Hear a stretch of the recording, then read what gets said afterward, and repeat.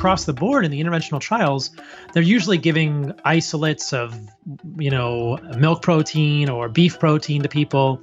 I don't know if they've ever done a study with the steaks, but they do not see animal protein being inflammatory. Right. There's no evidence, there's no interventional evidence that animal protein is inflammatory toward the immune system, that animal protein causes DNA damage. There's a great study that looked at all sorts of different markers. They look at markers of gut inflammation, they look at markers of GI health, they look at markers of DNA damage, they look at markers of immunologic signaling. They don't see any signal in an interventional sense when they give people meat protein versus plant protein.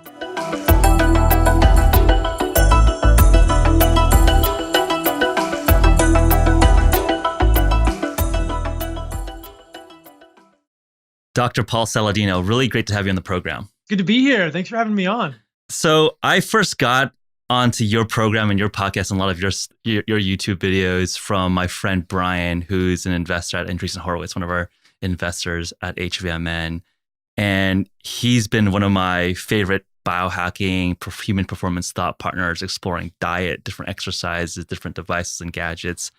And as our regular listeners know, we have a lot of the carnivore thought leaders on the program. We've had Sean Baker and Michaela Peterson and Travis Statham and that crowd. And I've found that, one, there's more and more evidence building behind the carnivore diet. And two, I thought that your articulation, your data, your way to presenting that corpus is very, very compelling and succinct and compelling. So really fun to have you on the program and talk about all of that. Thanks, man. It's been a fun journey. It's been a really, really cool rabbit hole to go down for sure. So maybe as a quick brief, it would be helpful to get a sense of how long you've been on the carnivore diet and your journey from, I presume, more of a standard American diet or standard Western diet, and how quickly did you go from a standard diet to this nose-to-tail carnivore diet that you've really been a proud exponent of? I've been on a nose-to-tail carnivore diet, and we can define that later on in the podcast, for a year solidly right now. So okay.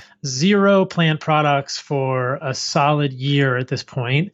Prior to that, I had espoused a sort of organic paleo diet for quite a long time.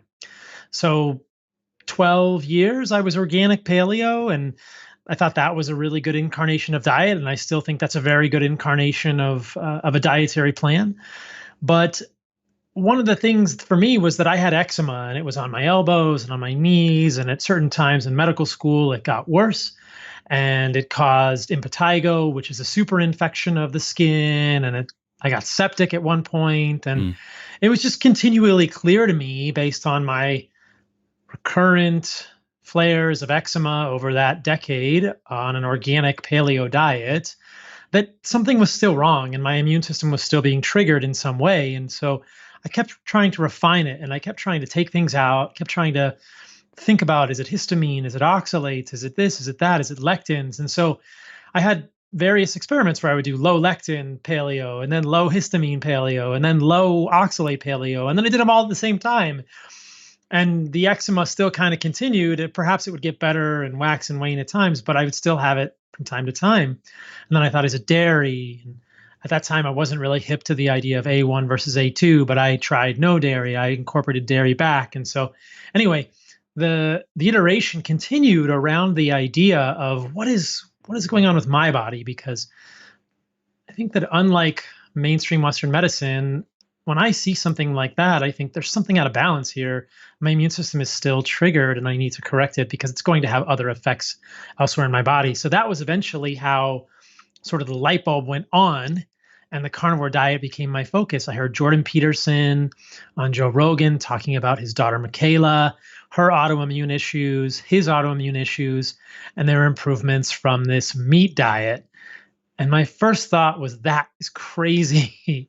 Yep. I think that's most people's thought, because we come up against so much conditioning when we're talking about these types of diets, and so much narrative connected with the idea that we've always been told that plants are so good for us. But as I thought about it more and more, I thought, okay, this actually makes some sense. Perhaps there is something triggering autoimmunity in myself with this diet.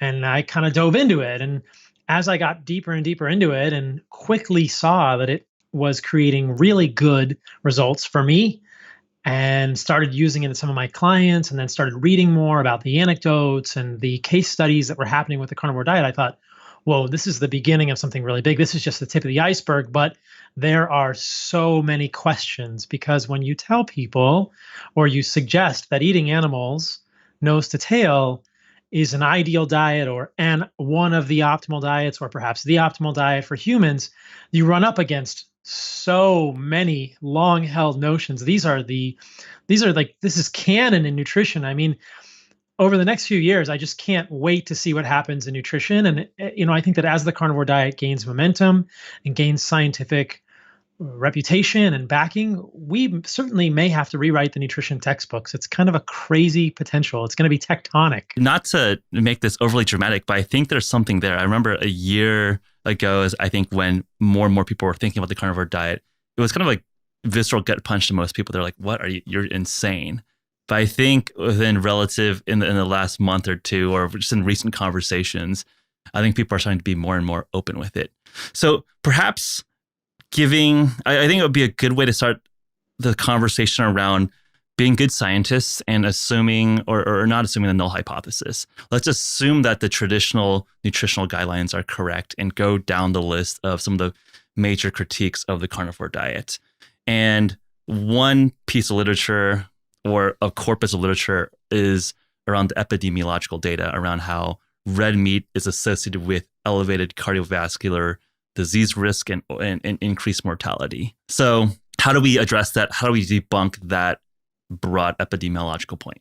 We see those epidemiology studies almost on a daily basis now. Yep. It's interesting. It used to kind of piss me off, and now it just makes me excited, because I think, okay, the more fuel for the fire, it's going to be a big bonfire when this goes up, because there's lots and lots of sort of detractors and lots of people who are arguing against it. And I think when people realize that there's merit here, it's going to be a really big, warm, bright fire that's going to be historically, I think, quite memorable. The epidemiologic data is intriguing, and I love that you bring this up to start, because I think it's so important to keep examining this for people who are listening. Most of your listeners will be familiar with the details of these studies and will understand that these are epidemiology rather than interventional studies. But oftentimes in the mainstream media, there's a great disservice here, because the mainstream media just says 1/2 a serving of red meat per week decreases your life expectancy by, this much. And it's like these sensational headlines. There's no discussion of how they're arriving at that postulate or what's going on there. And it's really misleading to the public, so much so that I would argue it's pretty much propaganda at this point, and it's quite disturbing. But as your listeners will most likely know, these are not interventional studies. This is not a study where they gave people 1/2 a serving of meat and followed them for 50 years. It's nothing like that. In fact, it's nothing even close to that. These are studies that are based on surveys, and they're food recall, and they can be prospective or retrospective, meaning the investigators ask people what they eat, and then they follow them in 5 to 10 years. Most of the studies are done on a retrospective basis, which means they look back at mortality and people's lives and the quality of their life. And usually they're just looking at mortality ratios or death rates. And they'll say, well, what did you eat? Or what sort of, things do you include in your diet? And then so they're all based on memory, number one, of what we eat. And they're trying to distinguish whether it's like, oh, you're eating more eggs, therefore you're having more atherosclerotic coronary vascular disease. That was a big one that came out a few years ago. Or you're eating more bacon, and then you have more of these diseases. So the first problem is that these are recall studies, which are, we know, inherently flawed. People don't have a great recall to the amount or the types of foods they've eaten. Do you even remember what you ate for breakfast, or like what you had for lunch yesterday? I mean, people don't really even know. Or 2 weeks ago. Right. And these are asking in the last 10 years. Exactly. And then if they're doing a prospective study, they'll ask someone, how are you eating now? And then they'll follow them 5 to 10 years later, or 2 or 3 years later. And how they might have been eating then might not reflect how they're eating now. So the whole basis of these studies is flawed. Oftentimes we'll say, oh, it's the best we've got, but it's not really that good to begin with.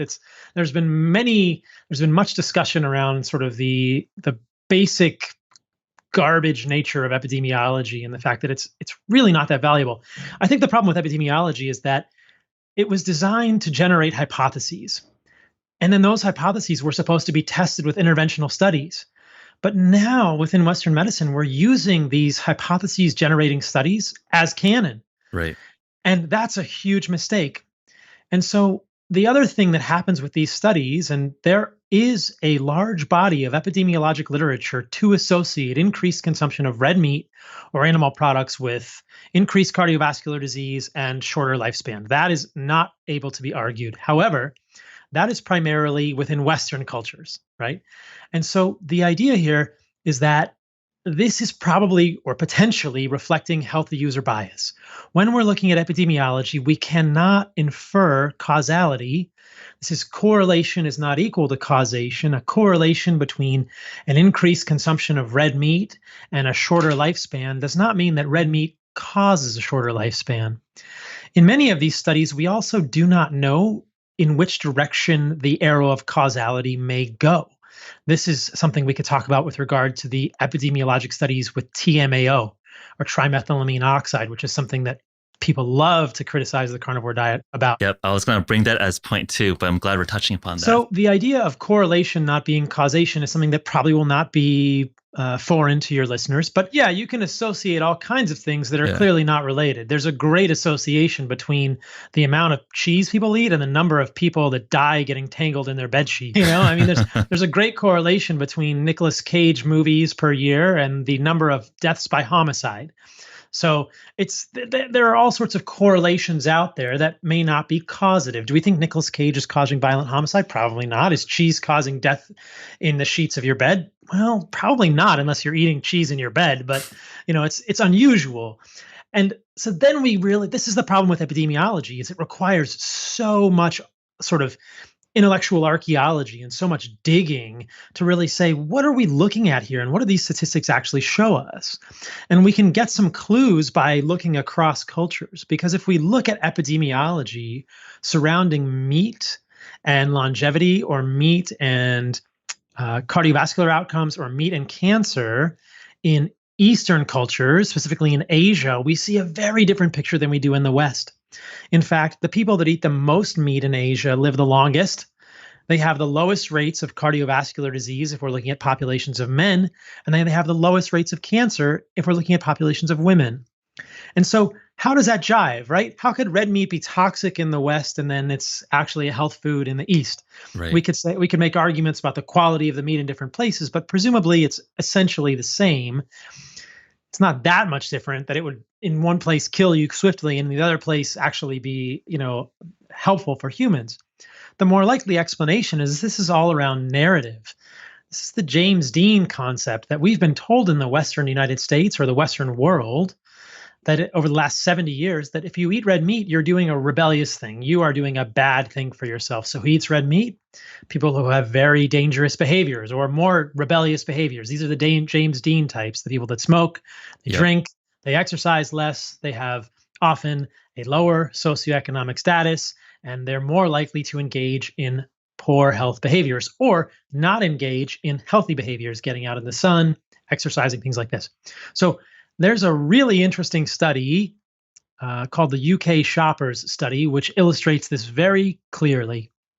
And in this study, I'll back up for one moment. If we look across populations of the westernized world, people will often say vegetarians have the longest life expectancy or vegetarians have lower all-cause mortality.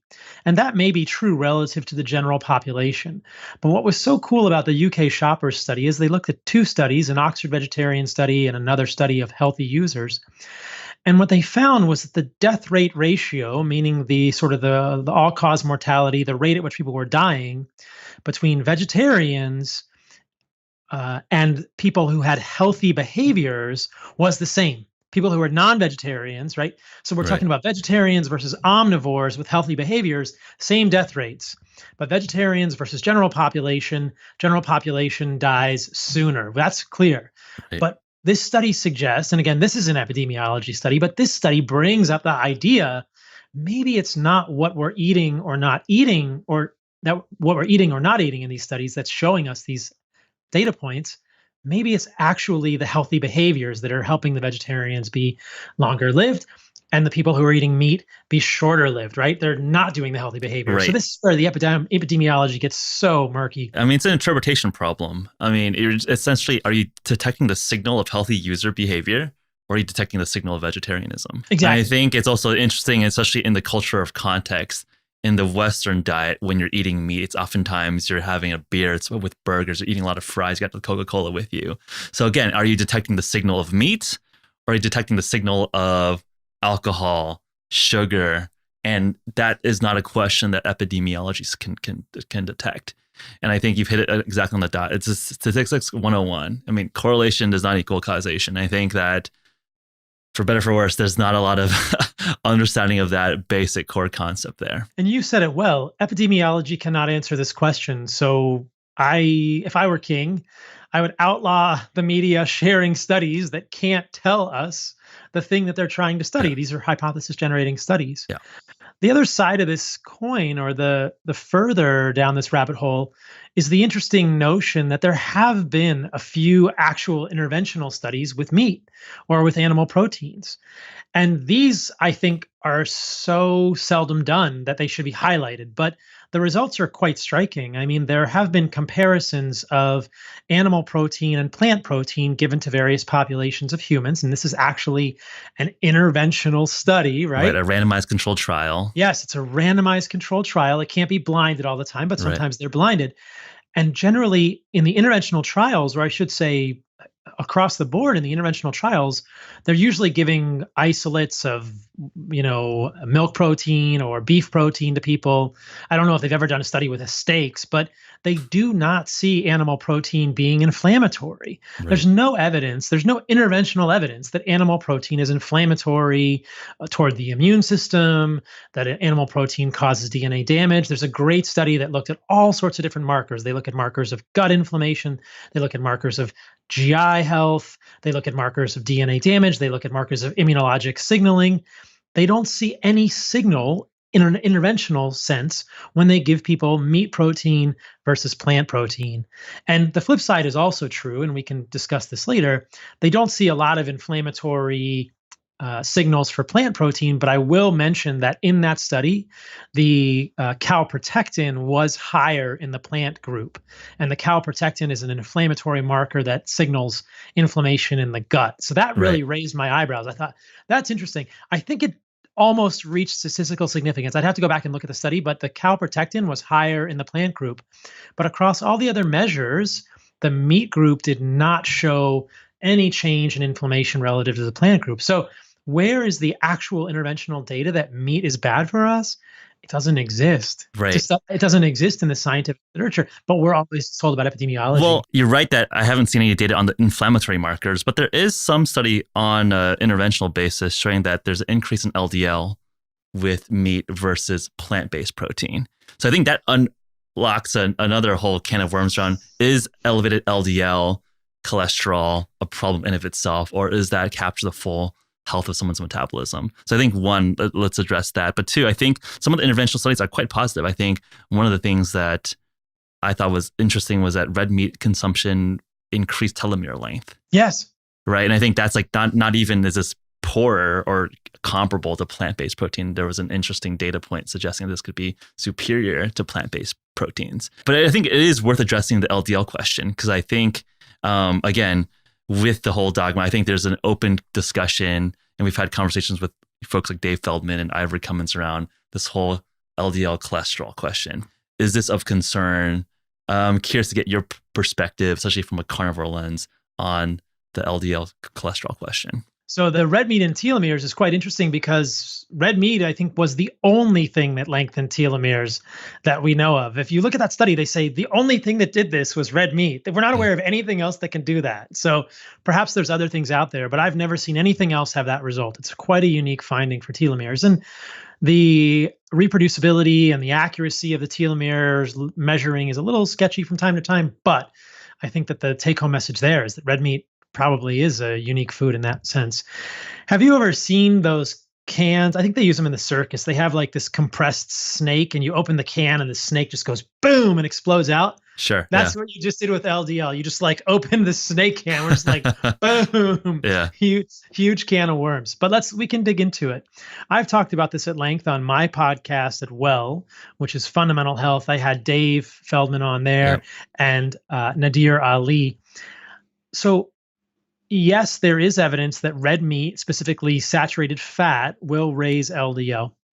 There's also evidence that ketogenic diets can raise LDL, and I don't think we fully understand all of the nuance there. But I've heard, Dom DeAugustino talk about dairy fat raising LDL more than other fats, and I have a relatively high LDL. I've seen a high LDL in quite a few carnivores who don't eat any dairy. So I think that's pretty clear that a ketogenic diet, for mechanisms that we can discuss and saturated fat in general, will raise LDL.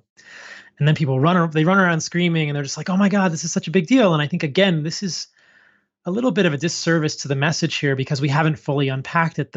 That assumes, or that is predicated on the fact that LDL is a bad molecule, or that LDL cholesterol is actually going to be an issue when it's higher. And I would say that discussion hinges on the question of whether LDL is directly toxic to the endothelium or not. Within mainstream lipidology, that would be, people like Tom Dayspring, Peter Attia. These are people who are, well steeped in the lipid literature and would espouse the mainstream perspective. They would say that the best theory is called response to retention. And the response to retention model posits that when you have more LDL, there will be a higher propensity, just because of a numbers game, for the LDL to get retained in the subendothelial space. And that would suggest that LDL is directly toxic to the endothelium, or that LDL is somehow triggering its own retention. And I think that is where I disagree with this hypothesis. I do think that retention of LDL is the key event in the initiation of atherosclerosis. And what I'm talking about now is the retention of the LDL particle, which is a lipoprotein particle that circulates in our bloodstream, in the subendothelial space onto a proteoglycan layer. Ivor has done a great job talking about this sort of proteoglycan layer in the subendothelium, and how LDL getting in there isn't the problem, because we know that happens all the time. The LDL moves in and out of that space. It's when it gets stuck. It's like if you have a ball with Velcro on it and you throw it against the wall and it doesn't stick because there's no Velcro on the wall, it's not a big deal. But if there's Velcro on the wall, it sticks. And so from the literature that I have seen, and I plan to have Spencer Nadolsky on my podcast, he's kind of one of these mainstream lipid guys, and have a little discussion with him, perhaps a friendly debate about this. But from what I've seen, there's a real divergence of phenotypes here in that, and I think this is again where the issue becomes confused. I don't think there is robust enough evidence to implicate LDL as directly toxic to the endothelium. I think that instead what we see is that states of metabolic syndrome and insulin resistance, this would be metabolic dyslipidemia, are really what is causing this subendothelial proteoglycan layer to become more sticky. And we know that insulin resistance can increase the amount of ApoC3 on the LDL particle. That also makes the LDL stickier. So I think there's a large amount of evidence now to suggest that, number one, insulin resistance creates a stickier subendothelial space. And then number two, that LDL is probably not directly toxic to the endothelium. Let's just examine the second thing in a little more detail. The idea that a molecule that we have evolved with for millions of years would be toxic to our bodies doesn't make a whole lot of sense to me, just intuitively. LDL has all of these valuable functions in the human body. LDL is an immunologic mediator. We know that it affects quorum sensing by bacteria. When bacteria invade our body, they put out all these molecules to communicate to other bacteria saying, hey, it's okay, come in and invade, and LDL mops those up. LDL can also be involved directly in the immunologic response. LDL carries cholesterol to the testes and the ovaries. These are tissues that potentially don't make their own cholesterol. And so it's invaluable that that cholesterol backbone gets delivered so we can make sex hormones and be healthy individuals. LDL also carries molecules that are involved in energy production, among other roles. So LDL is a crucial player in the human body. Just at a basic level, why would such a molecule be bad for us? Why would it hurt us? These arguments really they don't really make sense to me. Right. And some of the most compelling examinations are around the actual numbers of these things. When you look at an LDL number on a general cholesterol panel, it's in milligrams per deciliter. And there are these more sophisticated LDL panels now, which can get those numbers in nanomole per liter, which is an actual particle count. And when you have nanomole per liter, you can do the math with Avogadro's number and actually calculate the number of LDL particles in your body or my body. Well, people will probably be shocked to learn that even at an LDL of 100 milligrams per deciliter, generally speaking, assuming an average particle size, you have 1 times 10 to the 18th particles of LDL in your body. That is 18 zeros. That is a very, very large number. Yeah. When you have an LDL of 300 milligrams per deciliter, you have 3 times 10 to the 18th particles of LDL in your body. Now, granted, that's 3 times the other number, but 1 times 10 to the 18th particles of LDL is still a huge number. How could something at 1 times 10 to the 18th not be toxic to our endothelium, and then at 3 times 10 to the 18th be suddenly toxic to our endothelium? At what point does this happen? And the lipidologists might argue, well, it's a gradual progression. Well, that's kind of baloney in my opinion too, because there are trials like the Fourier trial, which is a combination of statins and PCSK9 inhibitors that got the LDL down to 30 milligrams per deciliter, which is probably not even high enough for people to make sex hormones or let alone lead a healthy life. And they still had a very large number of cardiac events when the LDL is at that number. So in my opinion, it's pretty clear that it's not the number of LDLs. No matter how much LDL you have on your lipid panel, you have a really boatload of LDL particles in your body. And I would argue, though I haven't done the quantum physics or I haven't done the actual numbers in physics, I'd love for somebody to do this with me. I believe that at 1 times 10 to the 18th, the Brownian motion of the LDL particles in and out of the endothelium is probably saturated. I don't think there's any more LDL particles, and you could do a tracer study to prove this.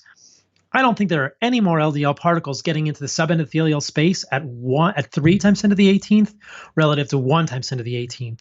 So if that's the case, the whole argument kind of falls apart, because I would argue at 1 times 10 to the 18th or even 3 times 10 to the 17th, which would be an LDL of 30 milligrams per deciliter, that system of LDL or that flux of LDL into the subendothelial space is probably saturated. That's not the key issue here. It's whether or not the LDL gets stuck, because at all those numbers, you still have a colossal amount of LDL moving into the subendothelial space. The other thing that people forget is that our HDL exists in our body at 2 orders of magnitude higher than the LDL. So if you look on an NMR profile, the HDL is measured in micromole per liter, not nanomole per liter. The HDL is around 10 to the 20th, but HDL is not an atherogenic particle. HDL carries 30% of the cholesterol in our bodies, but it's not an atherogenic particle.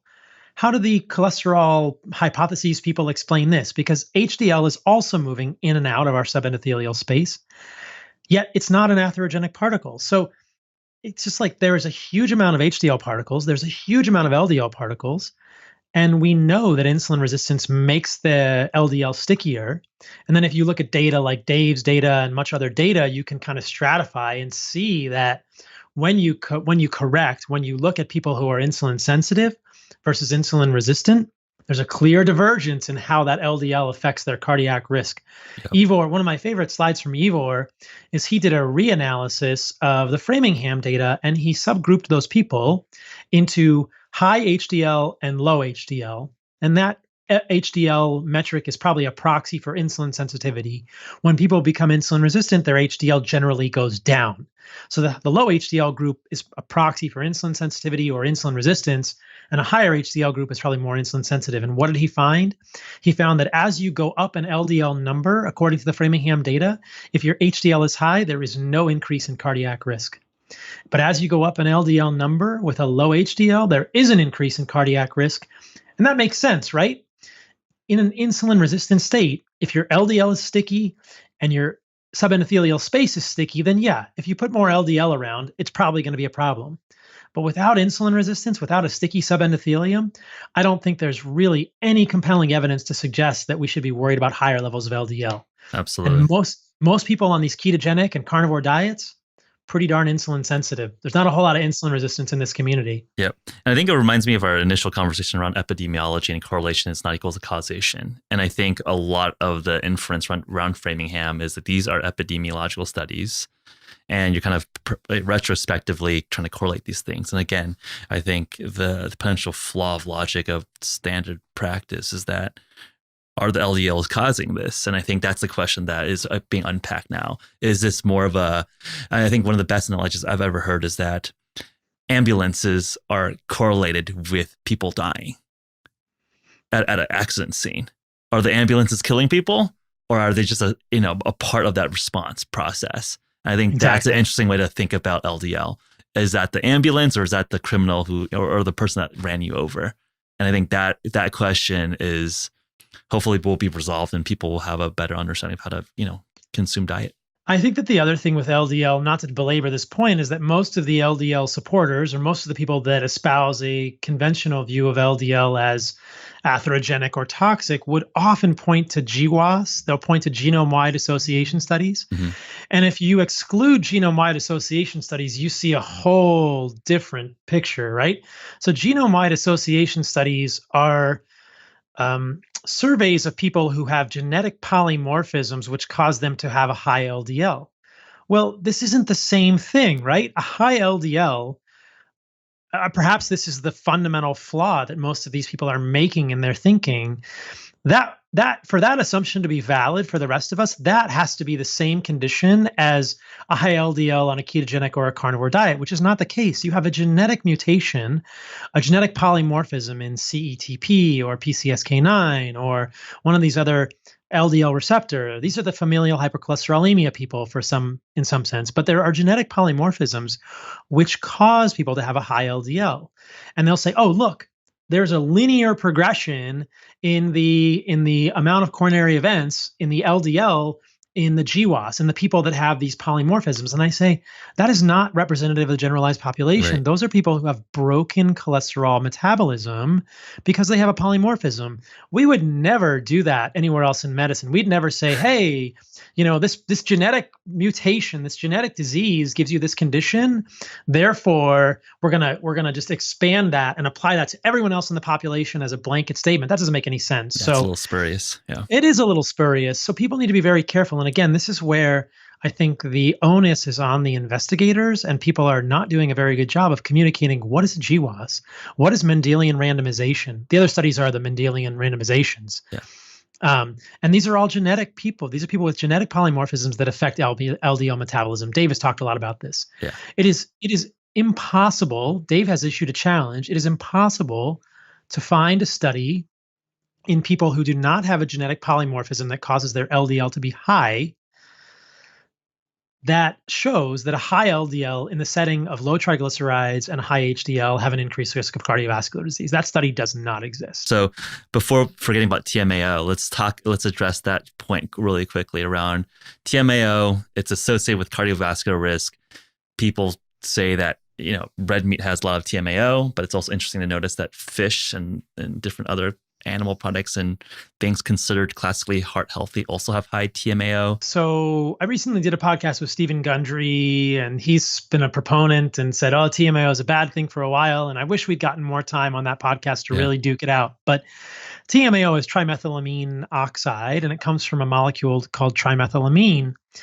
And red meat doesn't have TMAO or TMA in it. It has precursors for TMAO, specifically choline and carnitine. But you're absolutely right. Fish do have approximately 40 times more TMAO in a preformed state than what might be made out of an equivalent amount of choline and carnitine found in the same amount of meat as fish. So a 6-ounce piece of fish is going to have 40 times more TMAO approximately. I think that's about the right number. A 6-ounce piece of fish is going to have 40 times more TMAO than the amount of TMAO that you would make from the choline and carnitine in 6 ounces of meat.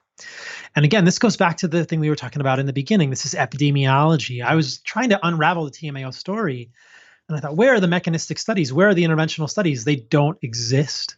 This is all epidemiology. And this is another fascinating rabbit hole to go down. And it really recapitulates everything we've been talking about in so many ways. What you see here is people with higher TMAO levels do tend to have higher rates of cardiovascular disease.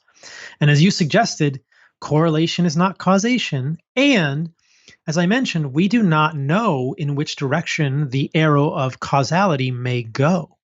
In this case, this is pretty much clear now, and anyone who knows the TMAO literature would have a hard time debating what I'm about to say. This is not conjecture. What we've seen now with TMAO is that TMAO is also the formation of TMAO in the liver is under the control of an enzyme called FMO3. I think it's flavine monooxygenase 3.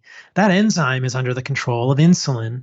And so people who are insulin resistant have higher levels of insulin and make more FMO3. So it would follow that those who are insulin resistant would have a higher level of TMAO. Now, is getting a high level of TMAO from insulin resistance the same as getting a high level of TMAO from choline and carnitine? Not in this ball. No way. This is the same thing as the LDL story. Is getting a high level of LDL related to insulin resistance the same thing as getting a high level of LDL related to a ketogenic or carnivore diet? Nope. Not the same phenotype at all. These are divergent phenotypes.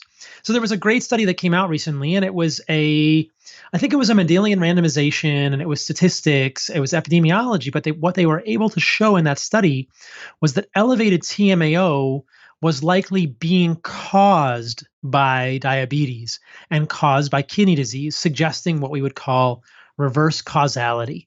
So that in the studies that associate high TMAO with cardiovascular disease, it's not that TMAO causes cardiovascular disease, it's that insulin resistance associated with cardiovascular disease probably causes a high TMAO. And this is the problem with epidemiology, and this is why everyone is so off the mark with this. As you suggested, we had a sense this was a fishy story, a bad pun, for a while, because fish has not been associated with cardiovascular disease historically in epidemiology studies. And yet, fish has 40 times more preformed TMAO. And the other piece of the equation is that we know that these compounds, choline and carnitine, are crucial for normal healthy metabolism. Choline is a precursor for phospholipids in our membranes. Choline supplementation has been shown to improve outcomes in NAFLD, which is non-alcoholic fatty liver disease.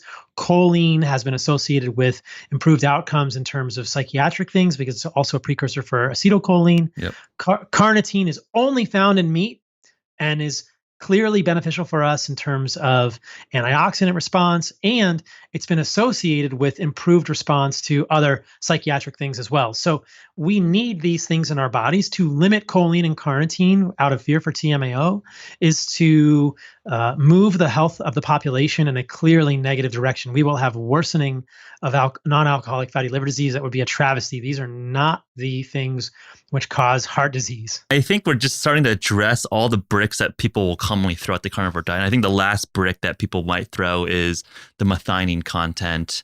Again, very tied towards, it's a core component of red meat or animal proteins. Right. And methionine being associated with a higher mortality risk. Right. And I think this probably goes into your nose to tail discussion where glycine supplementation or glycine content, which is found in collagen, basically reduces that issue where glycine supplementation basically resolves any of the methionine concerns.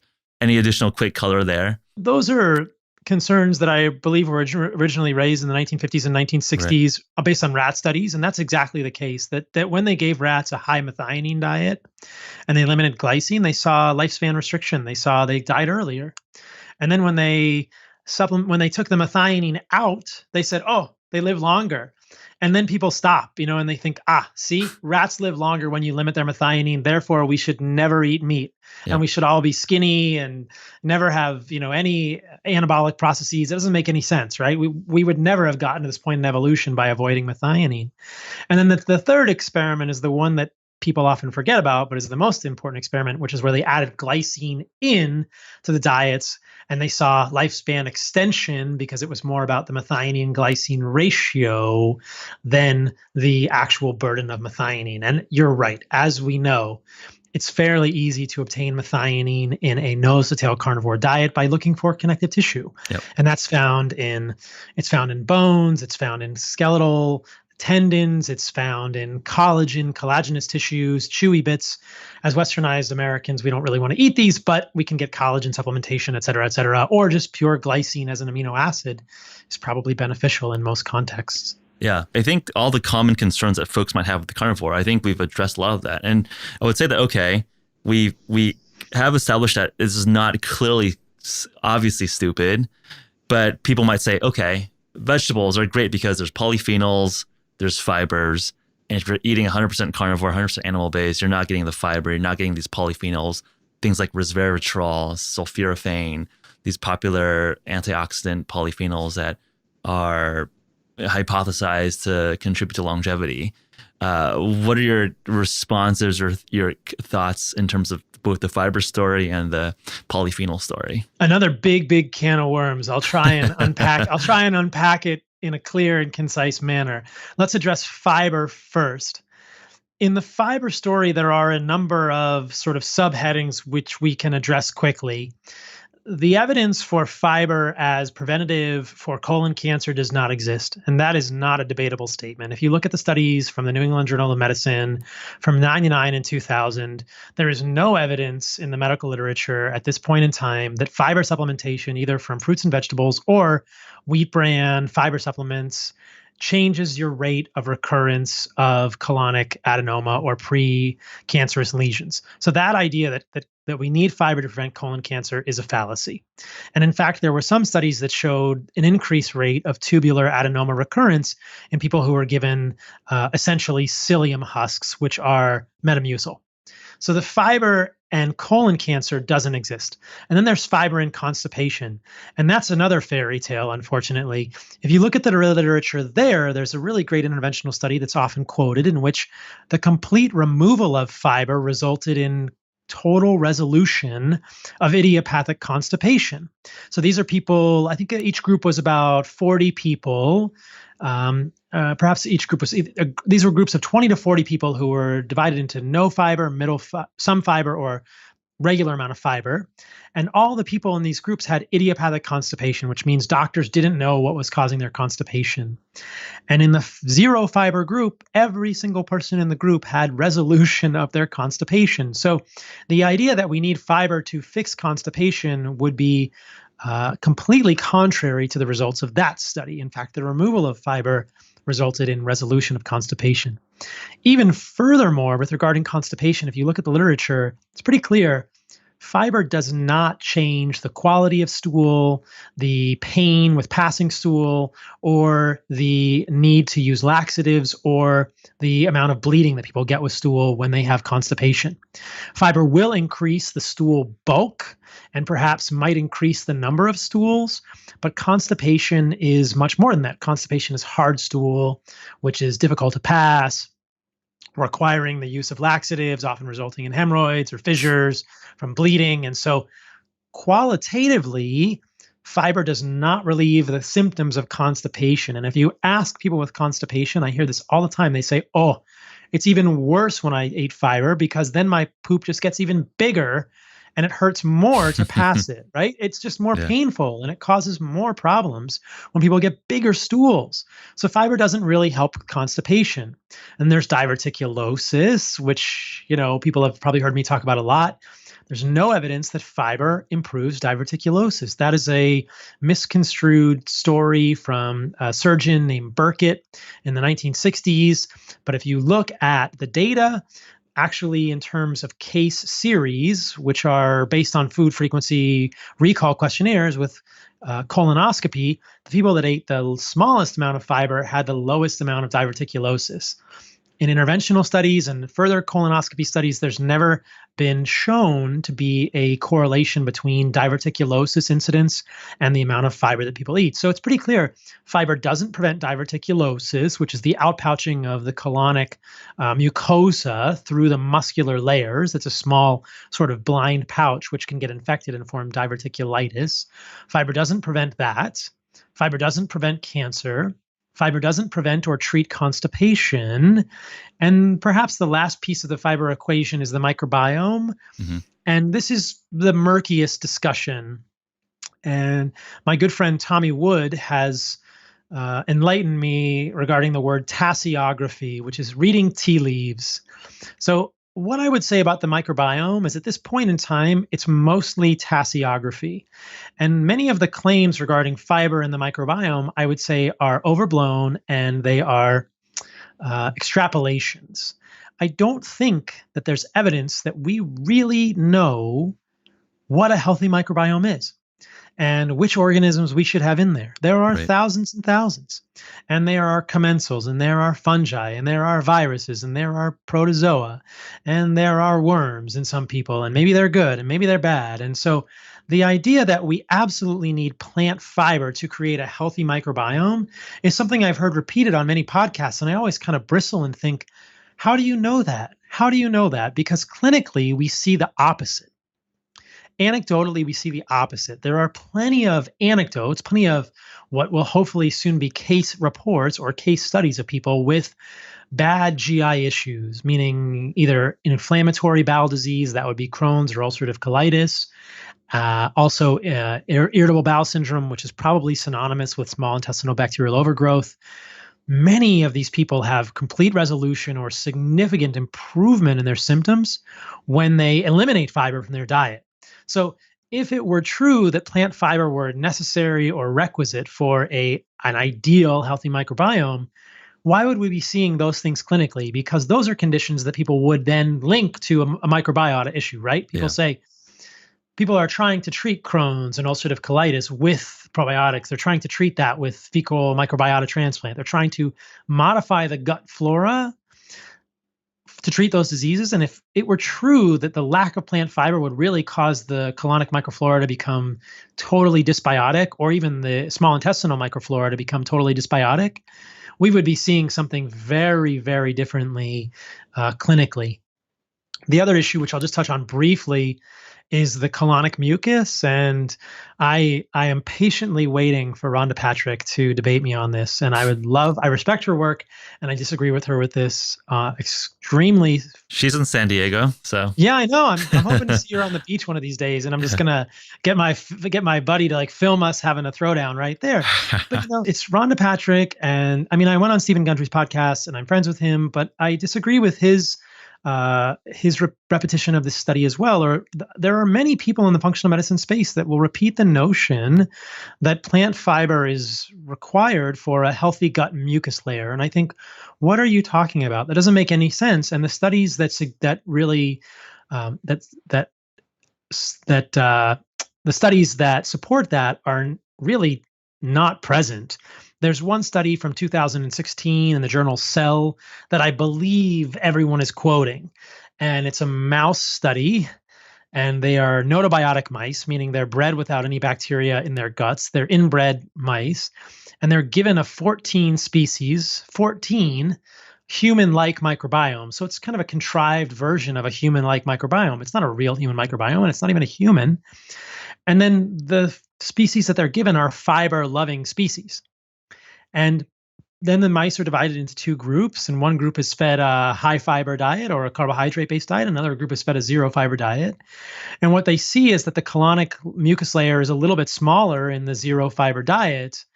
But when they look at the histology, that is the actual gut epithelium under a microscope, and they look at immune cells, they find no pathological changes suggestive of inflammation in the zero fiber group. And so the whole thing to me is just like, where have people gone with this? Like, where are people getting the notion that you need to have plant fiber to support the mucus layer in your gut? I just scratch my head and I think I'm waiting for someone to help me understand that, because again, clinically, that's not what we see. Right. It's also a very contrived setup, because obviously if someone is eating more of a carnivorous diet, they would have a very different microbiome than someone's eating a very plant-based diet. So that wouldn't even necessarily be useful in field, in clinics. And there are many bacteria which can metabolize fat, protein, and animal-based collagen. Yeah.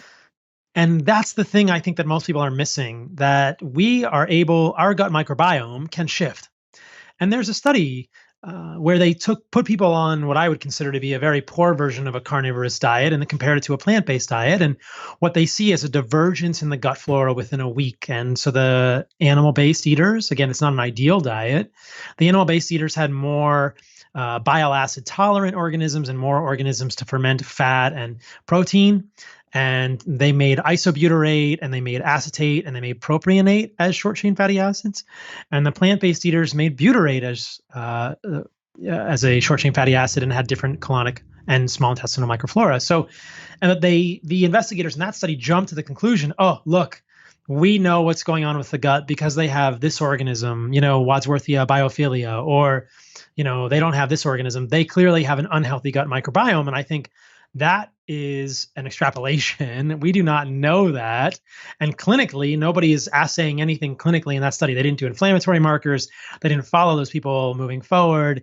It was almost like a setup, right? They were just trying to prove that these bile acid tolerant organisms would show up when they gave people a bunch of foods which promote the formation of bile.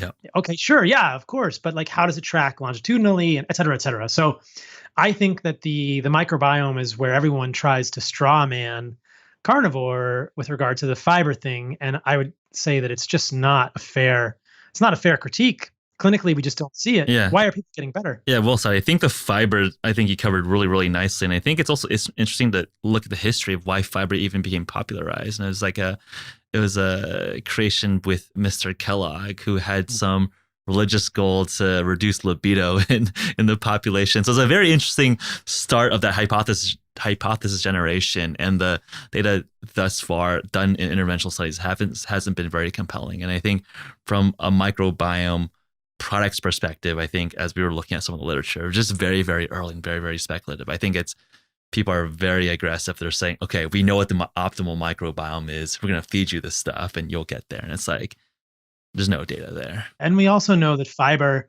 inhibits the absorption of nutrients, and is going to decrease micronutrient availability. So why you would want to eat foods with fiber and not get all the nutrients is beyond me, but that's what people are advocating for.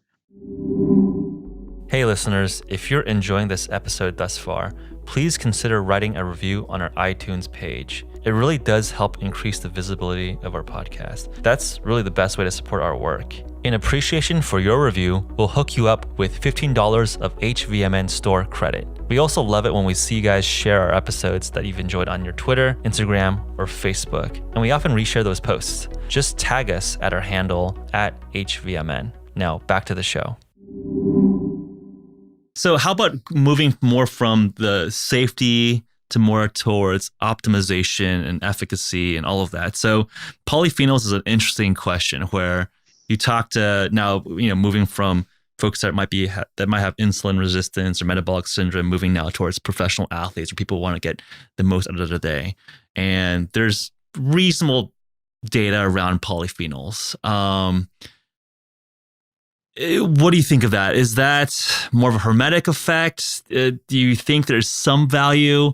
I mean, I think there's been interesting propositions that, okay, so let's say that we adopt the carnivore point of view. We can say that meat is food and maybe plants are medicines. Plants might be useful for tweaking and optimizing things here or there.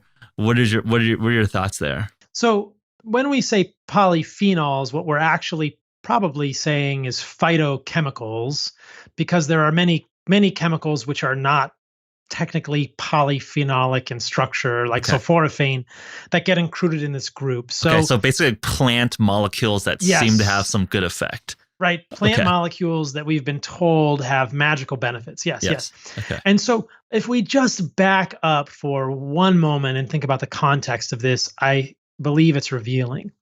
These are molecules that plants make for their own biochemistry or defense. Most of these molecules are phytoalexins. They are plant defense molecules. They are molecules plants make in response to fungal or herbivorous attack. Resveratrol is a great example. Resveratrol is made in response to a fungus attacking a plant. Resveratrol is not made by a plant in order to help humans. None of these chemicals are, and people need to just think about that. Sulforaphane is an isothiocyanate that is not a polyphenol, but it is made in response to animals eating plants. Sulforaphane exists in a precursor form called glucoraphanin, which combines with an enzyme myrosinase only when the plant is chewed. Sulforaphane is a molecule that doesn't actually exist in broccoli. If you look at the mechanism, sulforaphane is very clearly a defense molecule. It's a booby trap. It doesn't even exist until the broccoli is dead and getting chewed. So that's the context. Now, if we really believe these molecules are magically beneficial for humans, that would be an incredible evolutionary accident, right? These are different operating systems. Plants and animals have diverged evolutionarily 500 million years ago, right? Just from devil's advocate perspective, I mean, a lot of drugs come from plants, aspirin, and okay. They seem to be reasonable in terms of what they do for medical purposes. There's a difference between using plants as medicine and using plants as food.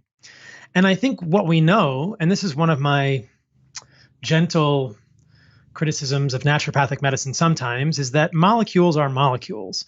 And I think that whether the molecule is from a plant or the molecule is from a pharmaceutical, we know that it can have effects on the human body. I'm not denying the notion that a molecule from a plant could affect the human body. What I'm suggesting is the position that molecules from plants, perhaps very similar to pharmaceuticals, are not all good. And so the pharmaceuticals is a very good parallel here. If I told you, hey, I'm going to give you a drug, say you're my patient. I'm going to give you a drug. Maybe it's a statin, which I would never give you. In fact, if you were my patient, we would probably never be having a conversation about drugs because you're healthy and I don't like to prescribe drugs. But hypothetically, if a physician is talking to a patient and they're prescribing a drug, whether it's metoprolol, which is a beta blocker, or a statin medication, or an immunologic drug given for a rheumatologic condition, they'll always say, or they should say, this is what the drug does, and here are the side effects. Okay? This is exactly the same with plant molecules, because just like pharmaceuticals, these molecules are not native to the human body. This is a really simple idea. If our body doesn't make the molecule or use it as a vitamin or a mineral, it's probably going to have a side effect somewhere in the human body. And this is what has been forgotten time and time again about plant molecules in our, I would argue, overzealous intention to lift these molecules up as magical, right? We forget that just like aspirin, which is, acetylsalicylic acid, right? Just like that molecule, which is actually derived from white willow bark, but made into a pharmaceutical, there are side effects. The non-steroidal anti-inflammatory drugs are a great example in comparison to curcumin. So when I give someone, or I don't give this medication, but when people take ibuprofen or naproxen, which are, Motrin and Aleve, or they take another, non-steroidal anti-inflammatory drug like diclofenac, they are often told by the physician, this is going to have side effects. It can hurt your kidneys because it affects the formation of prostaglandins, and it can affect the way that the afferent and efferent arterioles in the kidneys work, and it can decrease the mucus layer in the stomach, and if you take too much, you can get an ulcer. But it's also going to decrease your pain. So people always know there's a trade-off. When we think of curcumin, and this is again my gentle critique of naturopathic medicine, we forget that curcumin has side effects too, because in fact, it's just a molecule. And it's really the same as the pharmaceutical molecules. And certainly between molecules, what we're trying to do is maximize the benefits and decrease the side effects.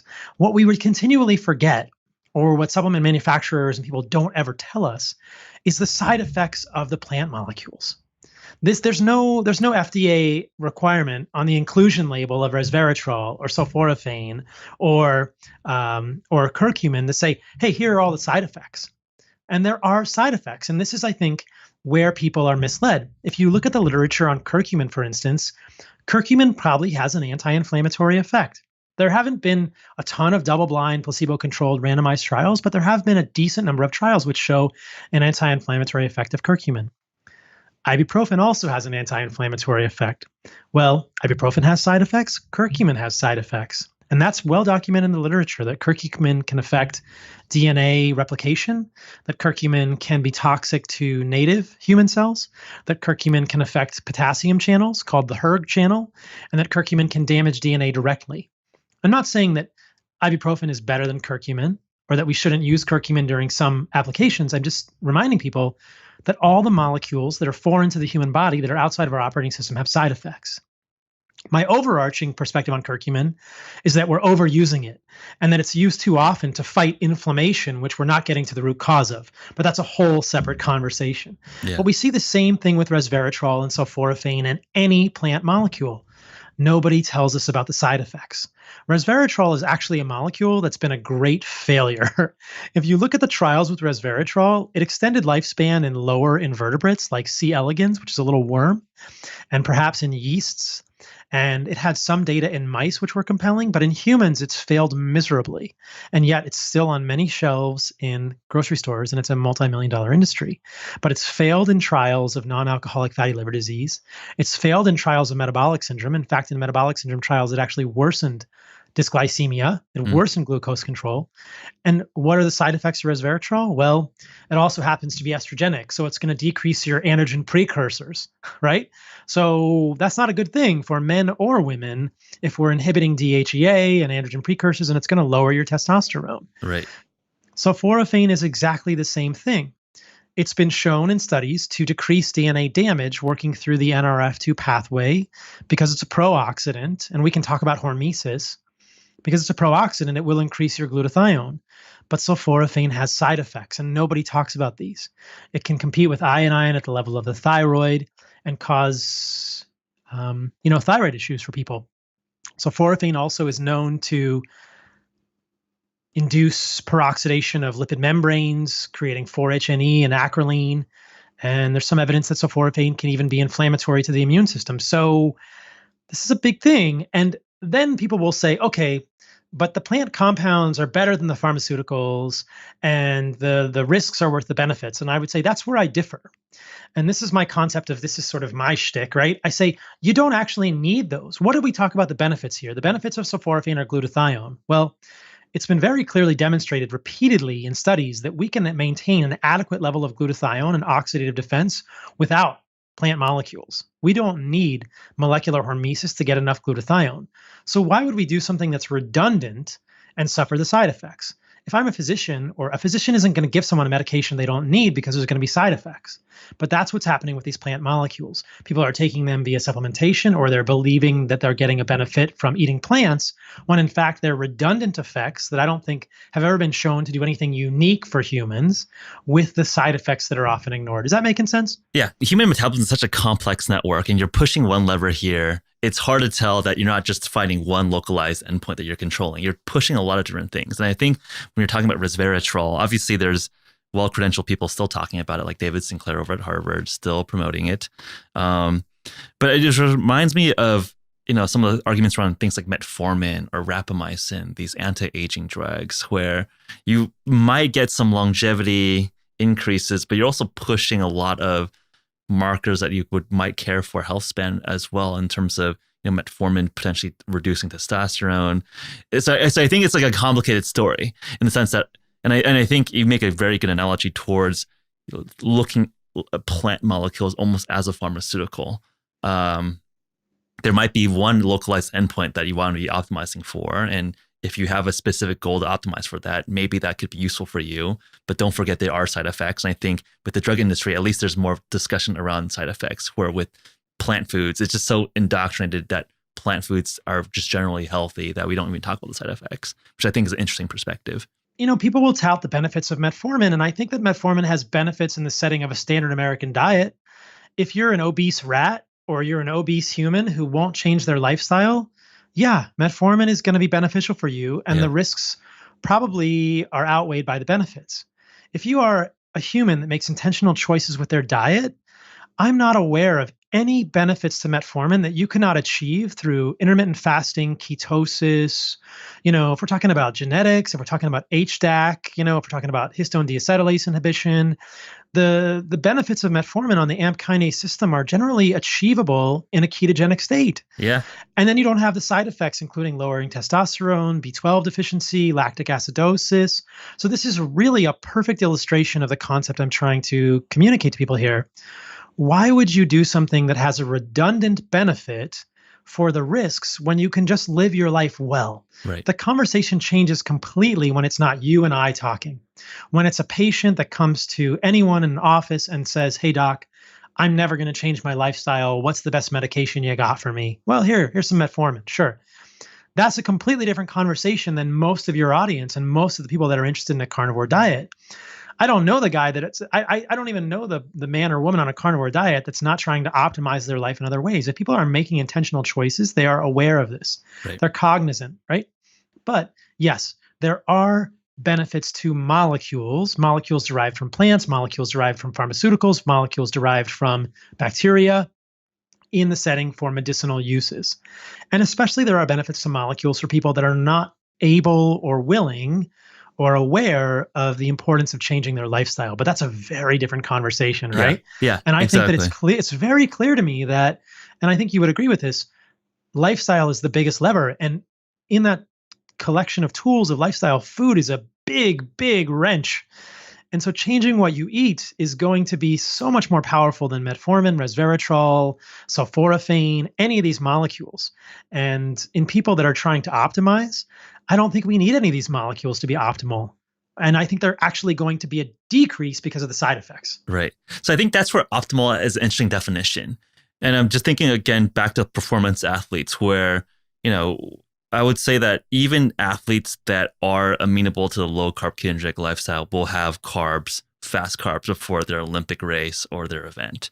And I think that's where I think the language on optimal needs to be more clearly defined, because like what's optimal for you might be for health span or longevity, or for someone who's more of a productivity office worker. Okay, I want to optimize my brain power and my health span. But someone who's trying to optimize to win the gold medal for powerlifting, it's like, okay, I'm going to take off my health span maybe, but that's a fair trade-off. And I think perhaps that's more of an engineering concept versus more of a medical concept. Okay, like there's trade-offs for every single decision.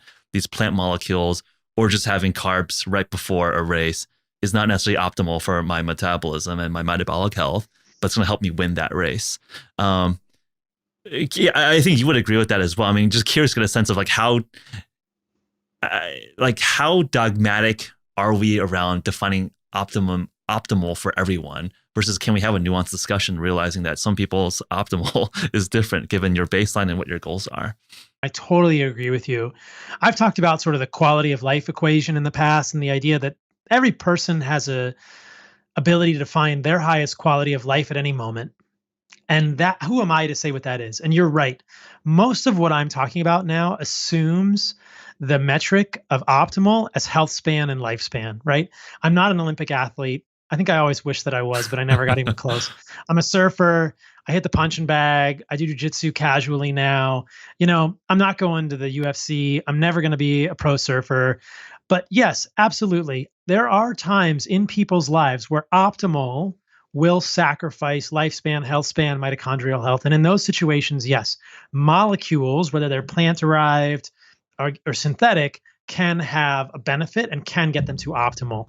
I think that most of the discussion of a carnivore diet is in the context of optimal health and lifespan, but you're absolutely right. There are exceptions and there is nuance when we're looking at these edges of performance, and these are unique.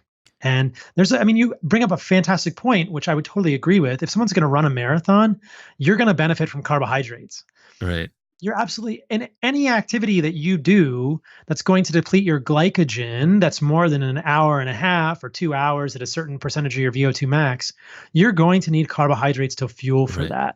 Yeah. Personally, I haven't found that my performance suffers with intervals on a punching bag or jujitsu or surfing for a few hours because those are decreased levels of exertion, right? They're not crazy and they're not crazy long. Right. But, my friend Zach Bitter, who's a world-class ultramarathoner, eats a mostly ketogenic or fat-based diet and then uses carbohydrates in training and during his races. That's super smart. Yeah, that's the way to do it. Exactly. I think there are a lot of athletes that do eat keto and low carb, but I think, again, it's like you might be able to pull it off, but you're not necessarily, if you're trying to win that gold medal, you probably want to have as much substrate in all types of forms and, exogenous ketones, exogenous carbohydrates, everything all at once going. The FASTER study, which is Finney and Volek's study, I'm Yep. sure you're familiar with it. It's something I keep coming back to. And if people are not familiar, they tested the sort of metabolic engines of carbohydrate and fat burning athletes, that is ketogenic athletes, after the athletes had become keto adapted. And what they found was that the rates of glycogen storage and replenishment were equivalent between the two groups. So this is pretty contrary to popular thinking that even in a ketogenic athlete, you are replenishing glycogen, which is Yep. pretty wild. Yep. And you are making glycogen. So in the short term, we will deplete our glycogen as we are becoming keto adapted. But in the long term, it appears that even ketogenic athletes have glycogen. Right. And then the other thing that's an advantage is that in a ketogenic state, we burn more fat. That it was some astronomical number, 2 to 6 times more beta oxidation in the ketogenic athletes. So you're burning way more fat. So from an endurance perspective, someone that's keto adapted has a clear example because you have a much bigger tank Yeah. of fat. And so that's a really interesting thing. So perhaps, I think that in my mind, and this is an interesting idea, it almost seems like the ideal athlete would be someone that's keto adapted and then uses carbohydrates for their event. I think there are some nuanced conversations about would you find benefit from training with carbohydrates? Maybe not. Maybe the idea is to be keto adapted in your training and then use carbohydrates targeted for specific events, but we don't know. I think it's a super open inquiry. I think in a lot of our conversations, there's a lot of periodization and cycling, both on training and on diet. Right. You would cycle your training protocol and your diet protocol in different ways to optimize and peak for different events. So exactly. Sometimes you want to be training fasted or training keto. Sometimes you want to be training fully fueled. So I've actually heard that cyclists in long races, like stages of Tour de France, can become ketogenic when they deplete all the glycogen. Yeah. At the end of the races, they'll have ketones in the blood. Oh, yeah. I'm not a serious endurance athlete, but I'll generate ketones after a long ride. So absolutely, if we're doing 100, 150 miles a day, that kind of intense exercise, they're definitely in ketosis towards the end of that race. And from that perspective, you would want to have developed that machinery prior. Exactly. Because if you don't have that machinery, you're in trouble. That's that metabolic flexibility people talk about. Yeah. So one of the things that I think has been most interesting following your work is that I would say that most carnivores' articulation of what they consume seems very simple. People talk about, just eat a bunch of ribeyes and that might be fine. And it seems that some people are doing that well. I think Sean Baker's someone who, goes kind of more of a simple way of just consuming meat. But I found that your articulation around looking at salmon roe, nose to tail, making sure you get all the organ meats as really well reasoned and well articulated. I'm curious to introduce that concept to our audience. When you talk about carnivore, this is not just like the caveman, let's just eat a bunch of steaks. There's a more nuanced way to do this. Can you talk about that? I think that the caveman approach is the right one. I think that the subtlety there is the cavemen were not just eating a bunch of steaks, right? Fair enough, yeah. The Flintstones didn't just eat steaks. If you think about it, the most plausible explanation is that our ancestors were eating the whole animal. And then, based on first principles, when we think about human nutrition, there is this overarching context that human nutrition requirements definitely change in the state of ketosis. All of that aside, if we're looking at all the vitamins and minerals that a human needs to thrive, I don't see any downside to getting a larger variety, a more robust collection, and a larger amount of vitamins and minerals, right? And that, I think, is exactly where the nose to tail carnivore diet comes in. An entirely meat-based diet. I know Sean is a good friend of mine. He eats salmon occasionally and some eggs, but without including organ meats, I do think there are minerals and vitamins that he is falling short on or could get in more robust quantities. So if we're thinking about how to get the maximum amount of micronutrients, I think that that is eating a whole animal. And this is challenging for people, and people need to sort of ask themselves, what are my goals with a carnivore diet? Is it a 30-day cleanse? What is my context? Am I super busy? Do I just hate organ meats? Or is this a long-term thing? And so I think there are different levels of a carnivore diet. I think an introductory carnivore diet for 30 or 45 days could be just fine with meat and eggs and some fish and maybe a little bit of liver, a very simple collection of foods. If people just wanted to see how they would feel and maybe see if some of their autoimmune issues or dermatologic issues or inflammatory issues or mood issues would resolve. When people decide to do a carnivore diet long term or decide to use it more frequently, or if people are just looking for higher nutrient density, nutrient content foods, I think inclusion of a nose-to-tail perspective is very valuable. And that's certainly what I do personally.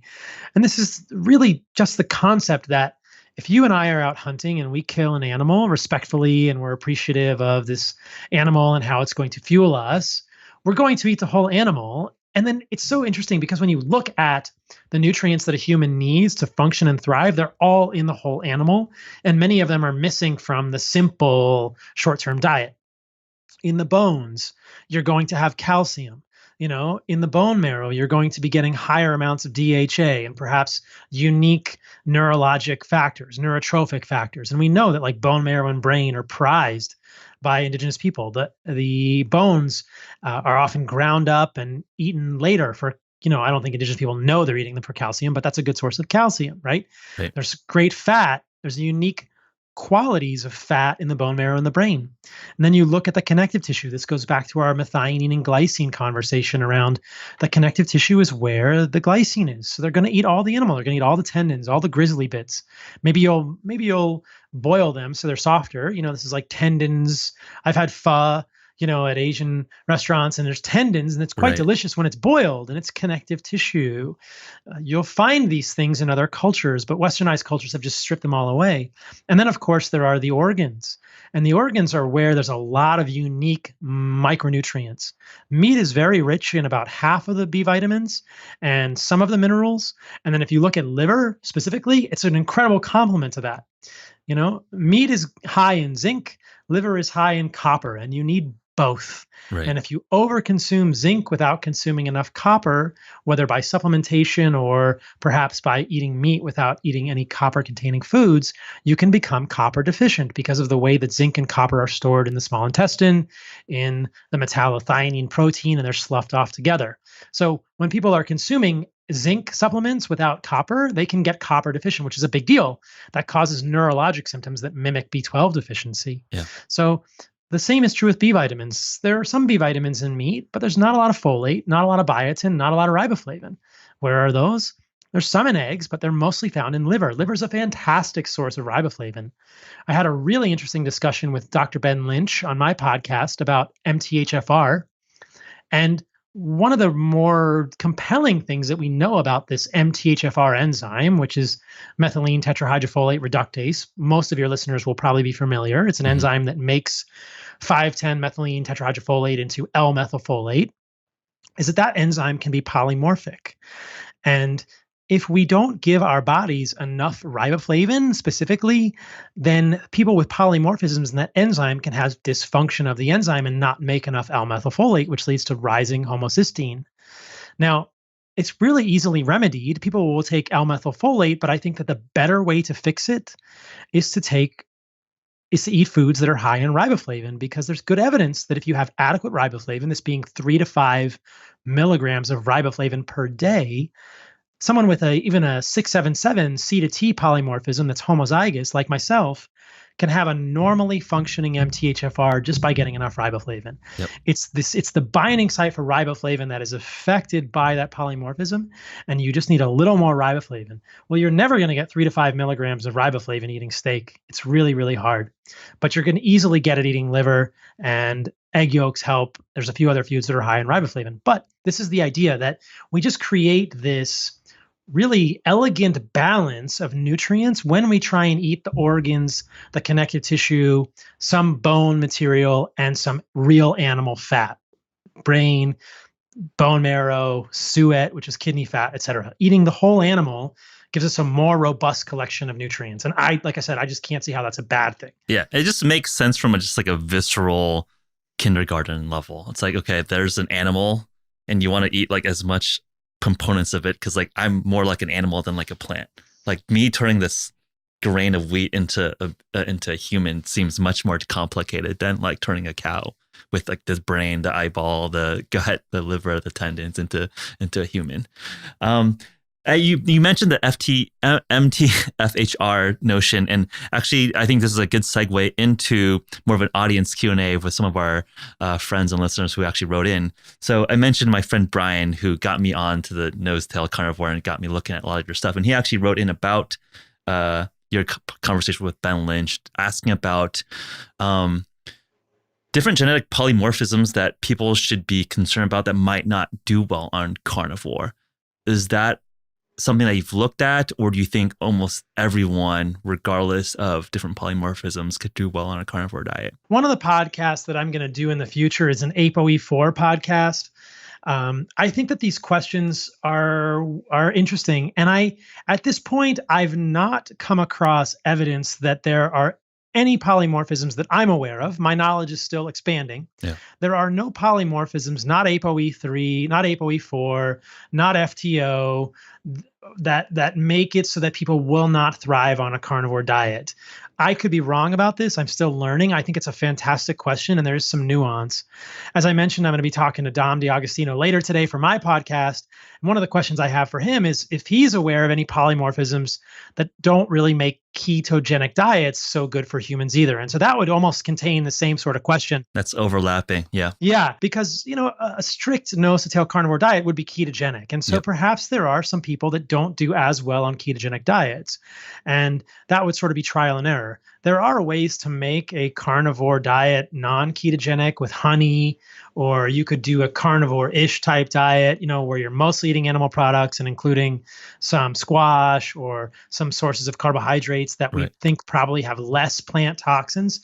So there are ways to do it. But yeah, it's a great question. It's well considered, and it's part of my evolving understanding. There's nothing that I'm aware of now. People will always cite FTO, and I'm just not convinced by the studies around FTO and saturated fat. And I'm not convinced by the literature on ApoE4 and saturated fat either. And that's something I have to dive into much more. I'm going to do a podcast with my buddy Tommy Wood in the future, and we're going to go into ApoE4, saturated fat, and what it all means and how to do it all. But at this point, I haven't seen it. I'm open to the possibility there may be out there, and there's more to learn there. Perhaps Brian has some suggestions for genes we could look at. But the ones that I've seen people say, like, oh, I have FTO, I can't eat saturated fat, I think I'm not buying that one. If you look at the literature, it's not that convincing. Yeah, but it's possible. Right, and the ApoE4 is typically associated with Alzheimer's, neurological conditions, TBI, and it doesn't. I mean, it sounds like the main concern there potentially might be more from an insulin problem than from a saturated fat problem. Again, back to the LDL and that whole story. Brian also wrote in asking, seems to be an avid follower here, that you've recently increased your fat intake up to 75%. So you must be in ketosis. Certainly. I've checked levels. I did one the other day. It was probably an hour and a half postprandial, and my glucose was 64, and my ketones were 2.3. Solidly in nutritional ketosis. Yeah. I did a podcast with Ted Naiman on Better, Stronger, Faster. Yeah. And we sort of went back and forth a little bit. Ted is a great guy, super smart. He's a family doc in Seattle, where I just left. And we had sort of a roundtable discussion about benefits of higher protein, benefits of higher fat. Right. My perspective is that if you're trying to lose weight on a ketogenic or carnivore diet, you may want to increase protein relative to fat and make the ratio something like, a little more protein than fat in grams. If you're trying to do performance activity, or, if you're trying to maintain body composition, which is where I'm at, I feel best, and I think most of my clients feel best with more fat. And it's not a small amount more fat, it's a significant amount more fat in terms of calories and grams. And I think that there's a sweet spot for protein for humans, and that beyond a certain amount, we just don't use it for building muscle anymore. Right. I think that was his question. I think his question is around, like, in terms of protein content, do you think that you went, or how much protein on a carnivore diet do you want to maintain some anabolic function. Well, I don't think we should be doing low protein. Right.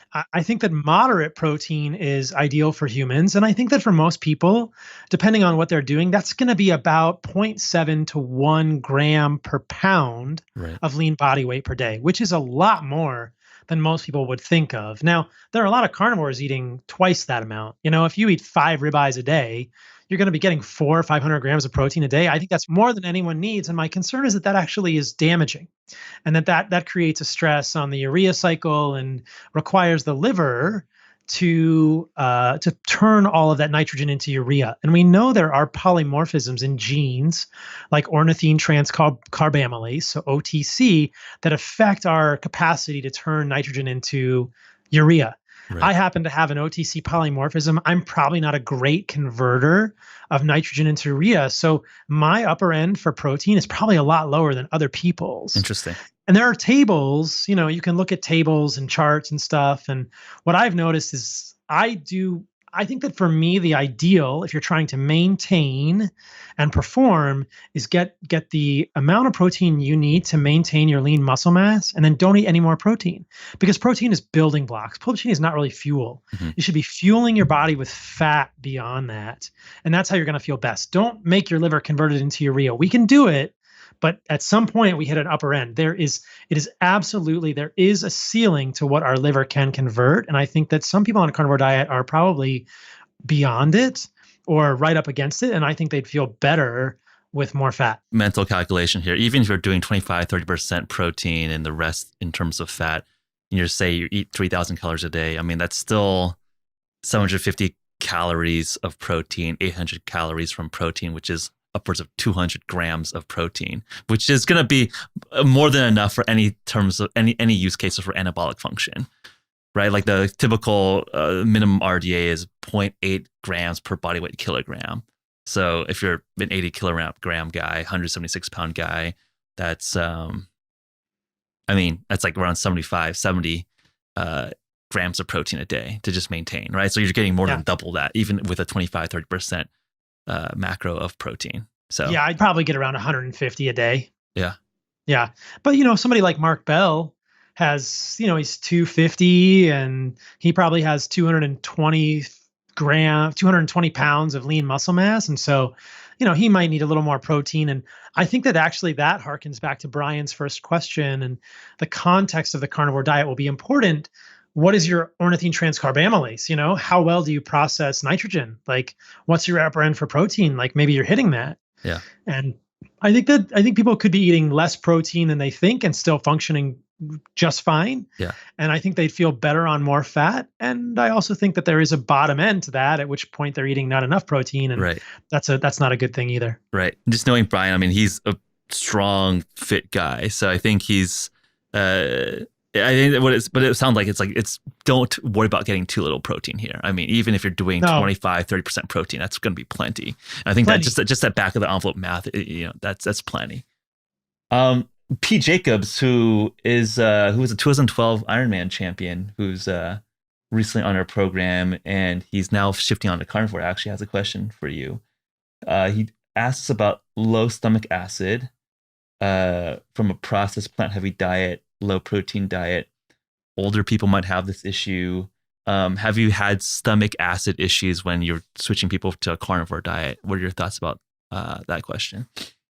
Often what I see is a zinc deficiency. And so if people are concerned about low stomach acid, I would recommend a micronutrient panel to make sure that they have adequate micronutrients. If we're zinc deficient, we do not make acid in the parietal cells very well, and that can be a problem. So I think that in the short term, if people are not digesting the food well, perhaps some HCl is beneficial.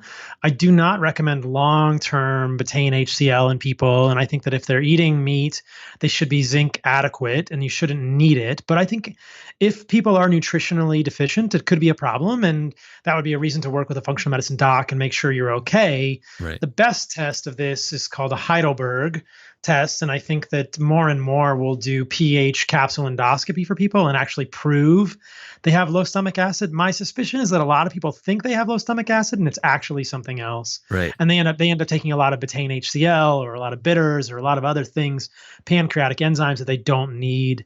And I'm always a fan of parsimony and, avoiding extra supplements and stuff. Do you feel like autoimmune issues have propped up more in recent years because of change in environment, change in diet?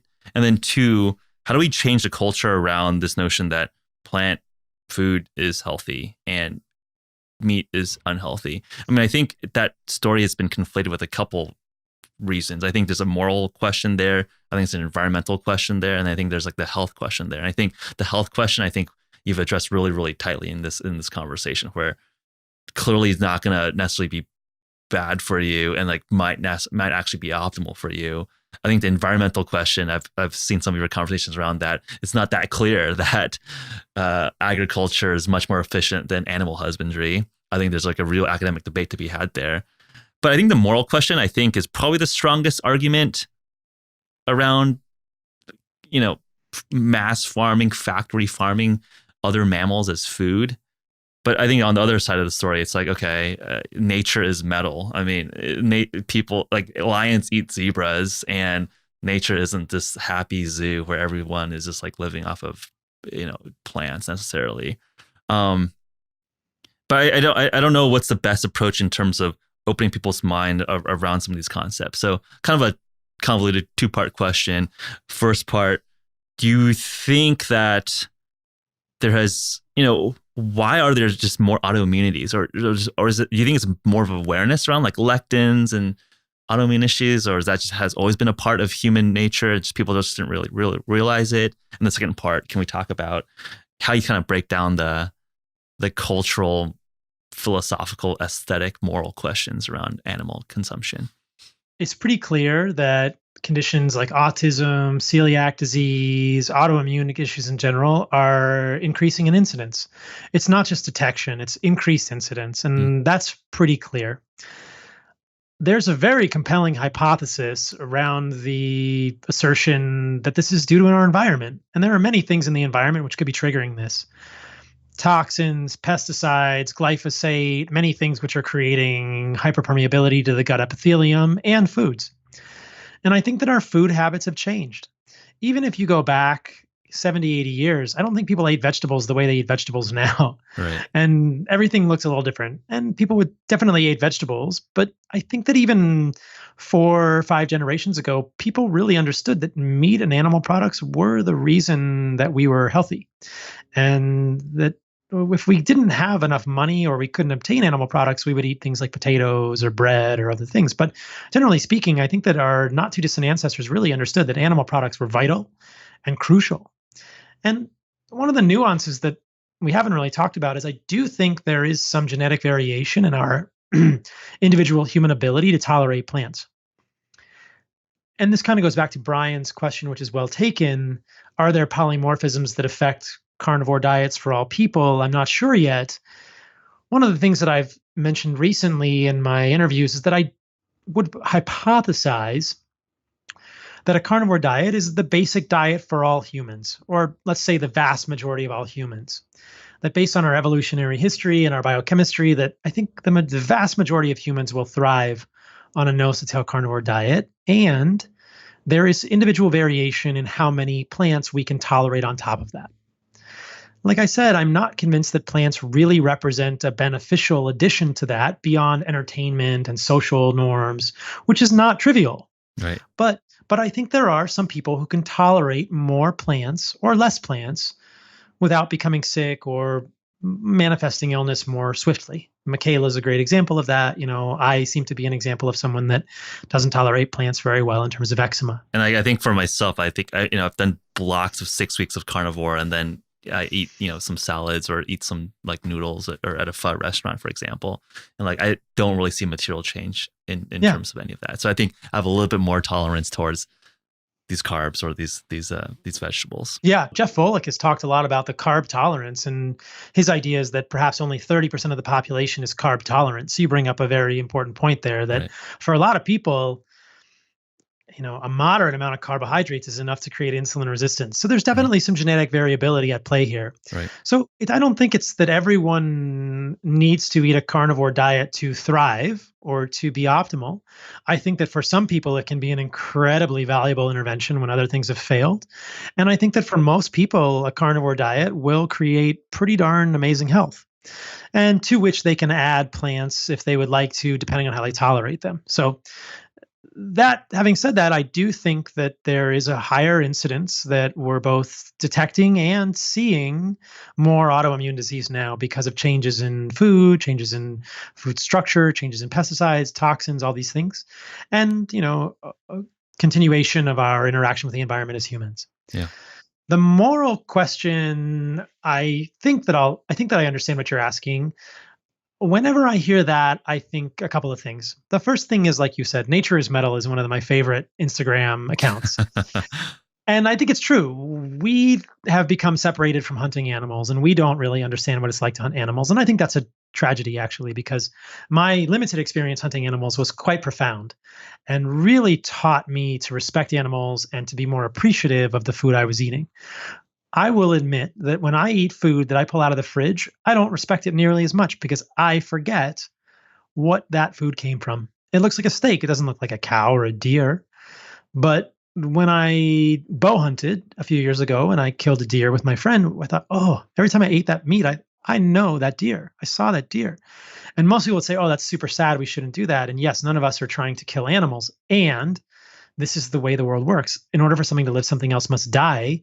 I think all life is sacred. And I think the killing of animals actually results in a very clear imperative to live our lives well as humans. It's a reminder every day that in order, I don't know how long I'm going to live. Maybe I'll live another 50 years. If I'm on Dave Asprey terms, maybe I'll live another 100 years.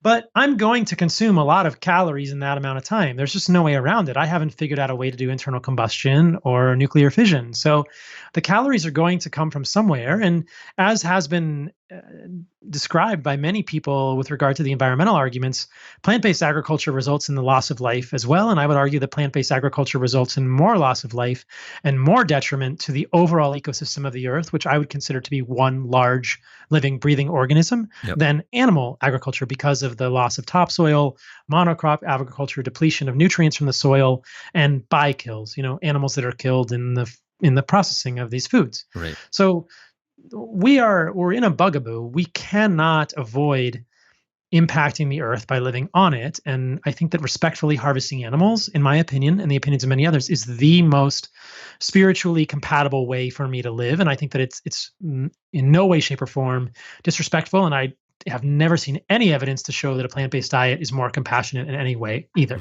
Right. I do not think that factory farming is the way to do it. Yeah, exactly. I think that's where I think that's the most compelling point from that moral standpoint. Is this essentially the current generation's form of slavery? We're just enslaving and factory farming these poor mammals. And I'm not a fan of that, Right. And so then the question, not for me, for an agricultural scientist, is how do we do more pasture-raised animals?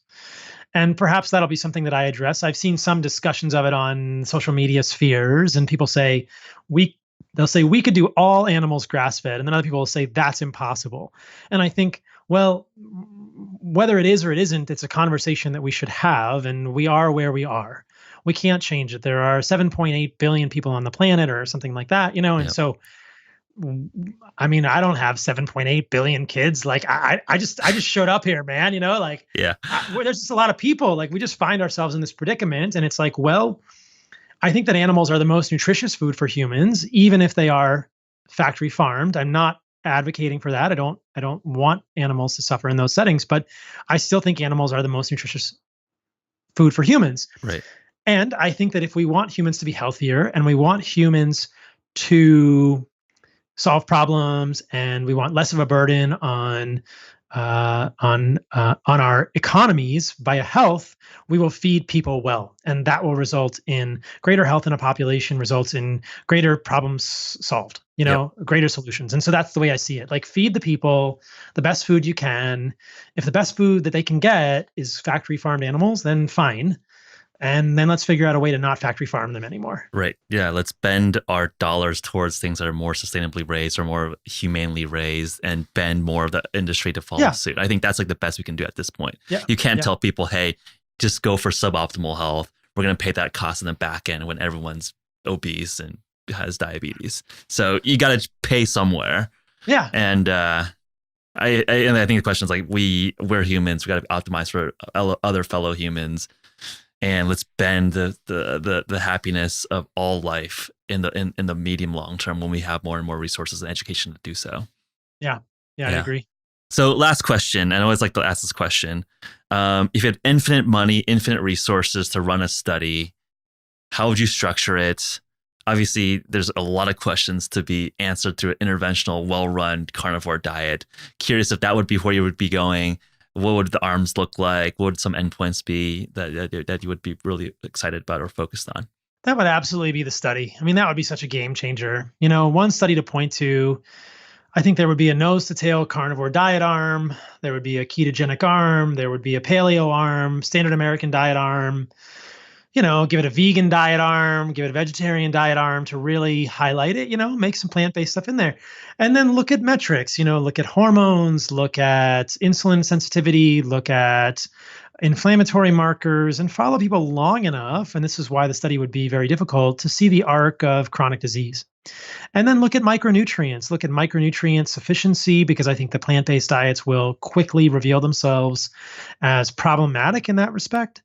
And I think that what we will see in a little bit longer event horizon is that the carnivore or less antigenic diets will result in better outcomes in terms of immunologic measures, inflammatory measures, psychological, mental health measures, psychiatric measures, these kinds of things. But yeah, I think it would just be, I think everybody it's not true. Most people in the world want to know how to eat.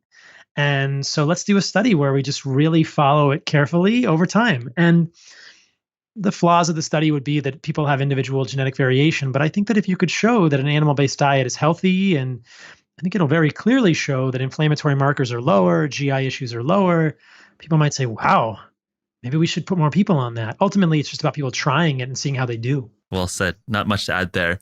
So really great conversation. Really fun to chat with you, Paul. Where do people find you? Where do people follow to learn more about your practice and your content? I know you have a Twitter, YouTube. What else do you got? So I've got a podcast. It's called Fundamental Health with Paul Saladino, MD. People can check that out. That's on all the outlets, and I repost it to my YouTube channel. YouTube channel is just under Paul Saladino, MD. My website is carnivoremd.com. And I see patients throughout the world. And then I have Instagram, which is Paul Saladino, MD, and Twitter, MD Saladino. And if people want to get in touch with me directly to become clients, they can find that information on the website. Awesome. Thanks so much, Paul. Thanks for having me on. Thanks for tuning in this week, everyone. If you want to learn more about HVMN and our offerings, visit www.hvmn.com/pod. Also, by writing a review on our iTunes page and sending a screenshot to podcast@hvmn.com, we'll hook you up with $15 worth of HVMN store credit. Our last shout out goes out to our listener survey, which lets us know who you are better so we can continue making episodes you find most valuable. Visit go.hvmn.com/podcast survey for that survey. It'll only take a few minutes, and new submissions are eligible for an HVMN ketone giveaway. Until next time, eat well, train smart, and live your life.